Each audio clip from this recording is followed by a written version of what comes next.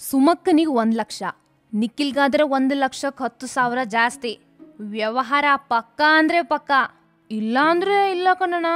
ಈ ರೀತಿಯ betting ದಂಧೆಯ audio ಒಂದು ಖಾಸಗಿ ಕನ್ನಡ ಸುದ್ದಿವಾಹಿನಿಯಲ್ಲಿ ಮತ್ತು ಸಾಮಾಜಿಕ ಜಾಲತಾಣದಲ್ಲಿ ವೈರಲ್ ಆಗಿತ್ತು. ಲೋಕಸಭಾ ಚುನಾವಣೆಯ ಫಲಿತಾಂಶದ ಮೇಲೆ ಮಂಡ್ಯದಲ್ಲಿ ಬೆಟ್ಟಿಂಗ್ ವ್ಯವಹಾರ ಎಗ್ಗಿಲ್ಲದಂತೆ ಸಾಗ್ತಾ ಇದೆ. ಬರೀ ಹಣ ಒಡವೆ ಅಲ್ಲದೆ ಕುರಿ ಕೋಳಿ ಜೋಡೆತ್ತು ಅಷ್ಟೇ ಯಾಕೆ, ತಮ್ಮ ಎಕರೆಗಟ್ಟಲೆ ಫಲವತ್ತಾದ ಜಮೀನನ್ನ ಬೆಟ್ಟಿಂಗ್ನಲ್ಲಿ ಹೂಡ್ತಿದ್ದಾರೆ. ಬಂದ್ರೆ ಕೋಟಿ, ಇಲ್ಲಾಂದ್ರೆ ಲಂಗೋಟಿ.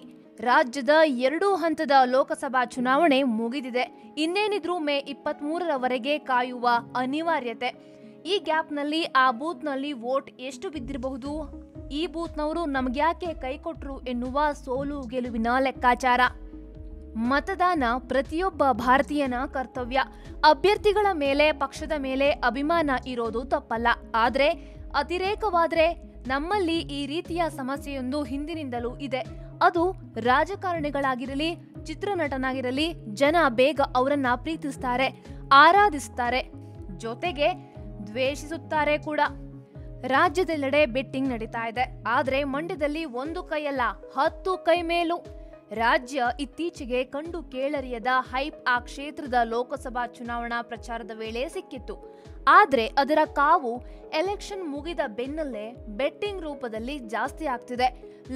ಲಕ್ಷ ಬೆಟ್ಟಿಂಗ್ ನಲ್ಲಿ ಹೂಡ್ತಾ ಇದ್ದಾರೆ. ಒಬ್ಬ ಅಂತೂ ಜೀವನೋಪಾಯಕ್ಕೆ ನಂಬಿಕೊಂಡಿರುವ ಆಟೋ ರಿಕ್ಷಾವನ್ನೇ ಹೂಡಿದ್ದಾನಂತೆ. ಬೆಟ್ಟಿಂಗ್ ನಲ್ಲಿ ಬರೀ ಹಣ ಚಲಾವಣೆಯಾಗುತ್ತಿಲ್ಲ, ಬದಲಿಗೆ ಕುರಿ, ಟ್ರ್ಯಾಕ್ಟರ್ ಜೊತೆಗೆ ತಮ್ಮ ಫಲವತ್ತಾದ ಎಕರೆಗಟ್ಟಲೆ ಜಮೀನನ್ನ ಬೆಟ್ಟಿಂಗ್ ನಲ್ಲಿ ಅಡವಿಡುತ್ತಿದ್ದಾರೆ. ಇದು ಮಂಡ್ಯದ ಜನರ ಪಾಲಿಗೆ ನೆಮ್ಮದಿಯನ್ನ ಹಾಳು ಮಾಡುವಂತಹ ವಿದ್ಯಮಾನ ಮತ್ತು ಮನುಷ್ಯರ ನಡುವೆ ದ್ವೇಷದ ವಾತಾವರಣಕ್ಕೂ ಇದು ಕಾರಣವಾಗುತ್ತಿದೆ ಎನ್ನುವುದು ಇಲ್ಲಿನ ಜನರ ಅಭಿಪ್ರಾಯ ಕೂಡ. ಸುಮಲತಾನೇ ಗೆಲ್ಲಲಿ ಅಥವಾ ನಿಖಿಲ್ ಕುಮಾರಸ್ವಾಮಿಯೇ ಗೆಲ್ಲಲಿ, ನಾವು ಕೆಲಸ ಮಾಡೋದು ತಪ್ಪತ್ತಾ? ಕಬ್ಬು ಕಟಾವ್ ಮಾಡೋದನ್ನ ನಿಲ್ಲಿಸಲು ಆಗತ್ತಾ? ಮಂಡಿಗೆ ಹೋಗೋದು ನಿಲ್ಲುತ್ತಾ? ಬೆಟ್ಟಿಂಗ್ ನಲ್ಲಿ ಸೋತ್ರೆ ಅದರ ನಷ್ಟವನ್ನ ಅಭ್ಯರ್ಥಿಗಳು ತುಂಬಿಕೊಡ್ತಾರಾ? ಅಥವಾ ನಮ್ಮ ಪರವಾಗಿ ಬೆಟ್ಟಿಂಗ್ ನಡೆಸಿ ಅಂತ ನಿಖಿಲ್ ಸುಮಕ್ಕ ಹೇಳಿದ್ದಾರಾ ಎನ್ನುವ ಹಿರಿಯರ ಮಾತನ್ನ ಇಲ್ಲಿ ಕೇಳುವವರೇ ಇಲ್ಲ. ಯಾರ ಪರವಾಗಿ ಬೆಟ್ಟಿಂಗ್ ಕಟ್ಟಿರ್ತಾರೋ ಅವರು ಚುನಾವಣೆಯಲ್ಲಿ ಸೋತ್ರೆ ಬೆಟ್ಟಿಂಗ್ ನಲ್ಲಿ ಸೋತ ಜಮೀನುಗಳನ್ನ ಅಭ್ಯರ್ಥಿ ವಾಪಸ್ ತಂದು ಕೊಡಲು ಸಾಧ್ಯವೇ?